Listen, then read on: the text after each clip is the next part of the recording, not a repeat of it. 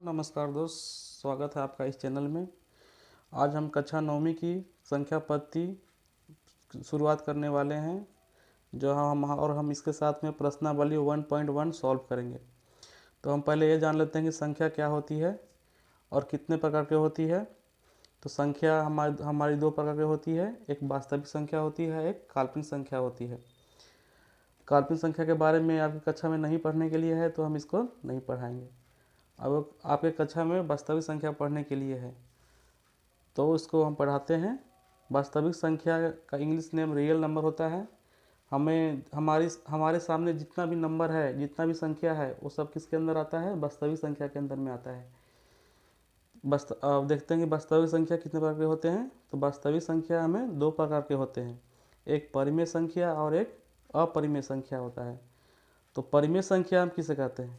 तो परिमेय संख्या वैसी संख्या जिसे हम p/q के रूप में लिखते हैं, उसे परिमेय संख्या कहते हैं। और इसमें जो q का मान है वो 0 के बराबर नहीं होना चाहिए, q के बराबर नहीं होना चाहिए। जैसे एग्जाम्पल हम ले लेते हैं 2/3, 4/5, 2, 0, 1 etc। इतना ये सभी जो है कि जैसे p के रूप में यहाँ अगर दो देखते हैं 2/3 को, तो p का मान कितना है? 2, और q का मान 3 है। यहाँ पे q का मान 0 के बराबर नहीं होना चाहिए। अगर ऐसे लिख देते 2/0 लिख देते हैं, तो ये हमें परिमेय संख्या नहीं होता, क्योंकि इसका किसी भी संख्या को अगर 0 से भाग देते हैं तो उसका मान क्या हो जाता है? इन्फिनिटी हो जाता है, अनंत हो जाता है। तो इसलिए यह परिमेय संख्या नहीं होता। तो हम अभी देखते हैं कि परिमेय संख्या हमें कितने प्रकार के होता है। तो परिमेय संख्या हमको 3 प्रकार के होता है, प्राकृतिक संख्या, पूर्ण संख्या और पूर्णांक संख्या। तो आप कहेंगे कि प्राकृतिक संख्या किसे कहते हैं, पूर्ण संख्या किसे कहते हैं, पूर्णांक संख्या किसे कहते हैं। तो हम तीनों को देखते हैं। अब हमें एग्जाम्पल के थ्रू हम समझेंगे प्राकृतिक संख्या किसे कहते हैं।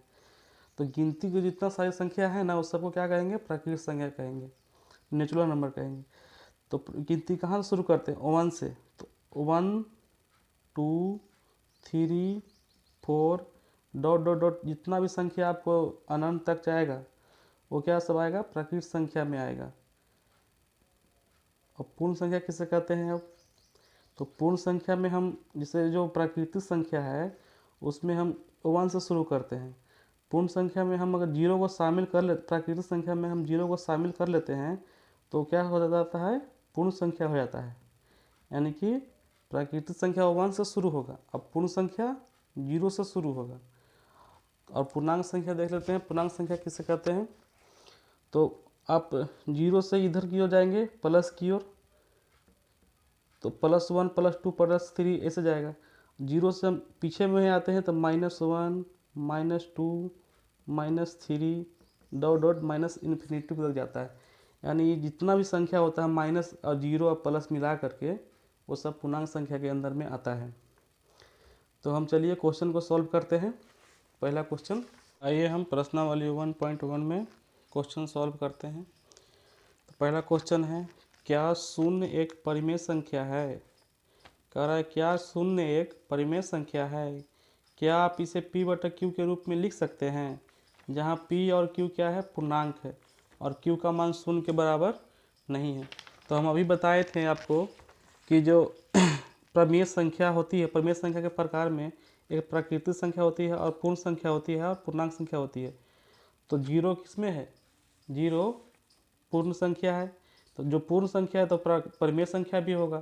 तो हम यहाँ पे लिखेंगे आंसर में, उत्तर में, हल हाँ शून्य एक परिमेय संख्या है।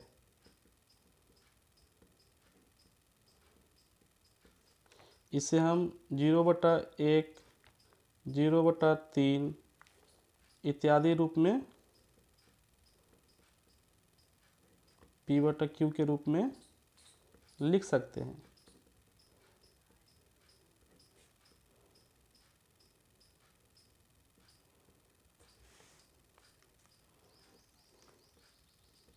क्योंकि 0/1 से अगर 1 से भागा देंगे 0 में, या 3 से भागा देंगे 0 में, तो इसका मान कितना आएगा? 0 ही आएगा। तो हम कहेंगे यहाँ पे शून्य परिमेय संख्या है। चलिए दूसरा क्वेश्चन देखते हैं। दूसरा क्वेश्चन कह रहा है 3 और 4 के बीच में 6 परिमेय संख्या ज्ञात करें। तो इसे हम दो प्रकार से सॉल्व कर सकते हैं। एक तो हम पहला सॉल्व करेंगे, पहला विधि से सॉल्व करेंगे कि दोनों 3 और 4 के बीच में हमें निकालना है 6 परिमेय संख्या। तो ये संख्या और ये संख्या में जोड़ करके 2 से भागा देंगे तो बीच की संख्या निकल जाएगा। तो हम 3 और प्लस में 4/2 निकालेंगे तो 4 3 7/2 हो जाएगा। तो इसके बीच की संख्या एक 7/2 आ गया। ये दोनों के बीच में जो क्या है? परिमेय संख्या है। अब हम इसको जोड़ के 2 से भागा देंगे, फिर जो संख्या आएगा मतलब कई संख्या इसके बीच में कई परिमेय संख्या आ सकता है, इसमें ऐसा कुछ वो नहीं, अनंत आ सकते हैं।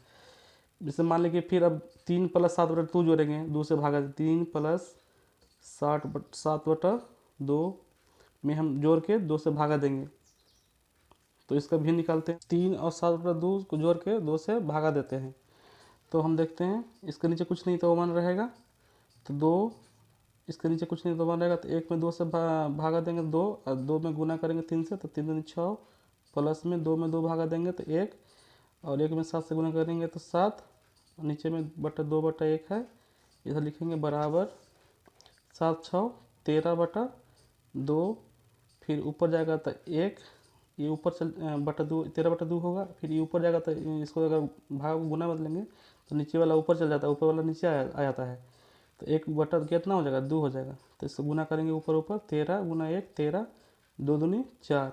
अब दूसरी परिमेय संख्या कौन सा आ गया? एक तो परिमेय संख्या 7/2 आया, दूसरा परिमेय संख्या 13/4 आ गया, ये दोनों के बीच में। फिर अब इसको में जोड़ के 2 से भागा देंगे तो फिर संख्या निकल जाएगा। तो ऐसे करके कई संख्या निकल सकते हैं परिमेय संख्या। तो हम अब दूसरा विधि देखते हैं हल सीधा करने के लिए। दूसरा विधि 3 और 4 के बीच में निकालना है ना, ये आसान तरीका है। 3 और 4 के बीच में अगर है तो हम इसको लिख सकते हैं 3 को 21/7, 7 या 21, फिर इसको लिख सकते हैं 28/7, तो 28, कोई दिक्कत नहीं। अब इसके बीच में संख्या हो जाएगा 6 को लिखना है ना, तो 1 हो जाएगा, आंसर यहाँ पे लिख देते हैं हल। 21/7 और 28/7 के बीच में कितना परिमेय संख्या? 6 परिमेय संख्या लिखना है, तो हो जाएगा 22/7, 23/7, 24/7, 25/7, 26/7, 27/7। लिख सकते हैं कि नहीं लिख सकते हैं? ये 6 हो गया, 1 2 3 4 5 6, ये हो गया आपका आंसर। चलते हैं तीसरा क्वेश्चन पे। अभी कह रहा है 3/5 और 4/5 के बीच में 5 परिमेय संख्या लिखना है। हम दूसरा विधि का यूज करेंगे, पहला विधि का यूज नहीं करेंगे। पहला विधि का यूज करके निकाल सकते हैं लेकिन वो प्रक्रिया लंबा हो जाएगा। तो 3/5 और 4/5 को हम यहाँ पे लिखते हैं। 3/5 और 4/5 के बीच में हमको 5 परिमेय संख्या लिखना है। तो 3 को हम लिख सकते हैं 30/50, कट जाएगा 0 0, तो फिर 3/5 ही होगा। 40 को 4/5 को लिख सकते हैं 40/50। अब इसके बीच में संख्या लिख दीजिए 5 को, उत्तर तो लिख दीजिए, यहाँ पे आंसर लिख दीजिए।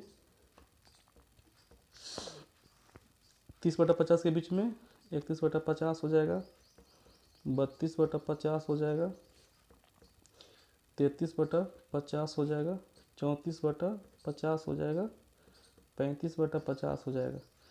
दूसरा विधि से, इस विधि से अगर यूज करते हैं तो इसमें हर का मान दोनों बराबर रखिएगा। जैसे ये 50 है तो ये भी 50 रखिएगा, ये 60 है तो ये भी 60 रखिएगा, तभी ये बढ़िया से इसका आंसर आएगा सही सही। तो इसमें हर का मान दोनों का बराबर है, तो इसलिए बीच का संख्या ऊपर का लिख दिए 5, अब बटा 50 में भागा दे दिए, तो 5 परिमेय संख्या निकल गया हमारा। आइए चौथा क्वेश्चन सॉल्व करते हैं। वीडियो थोड़ा ज़्यादा लंबा हो जाएगा, देखिएगा।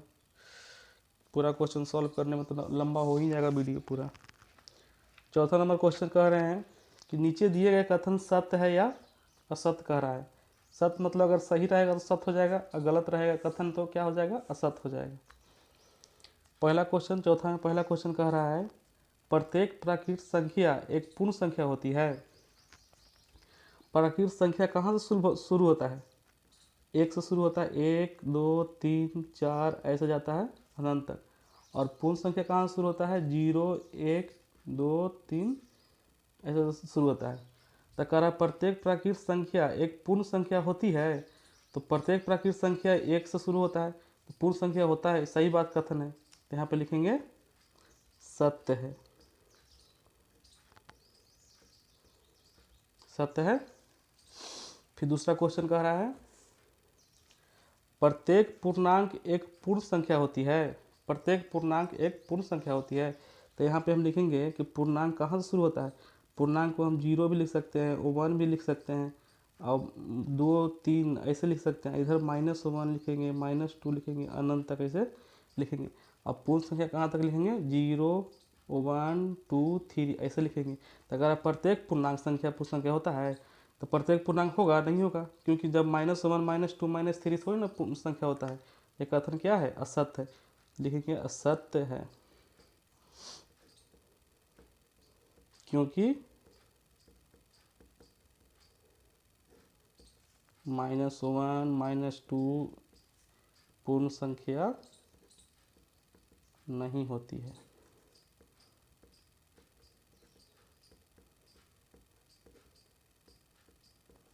फिर तीसरा क्वेश्चन कह रहा है प्रत्येक परिमेय संख्या एक पूर्ण संख्या होती है। प्रत्येक परिमेय संख्या एक पूर्ण संख्या होती है।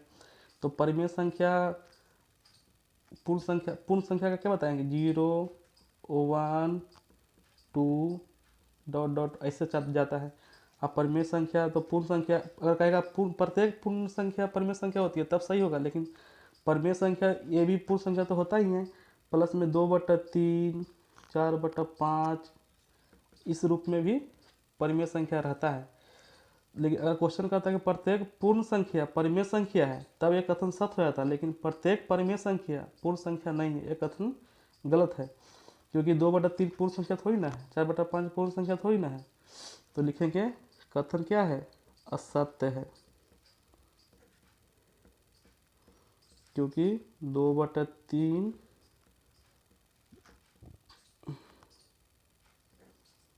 2/3 4/5 ETC इत्यादि पूर्ण संख्या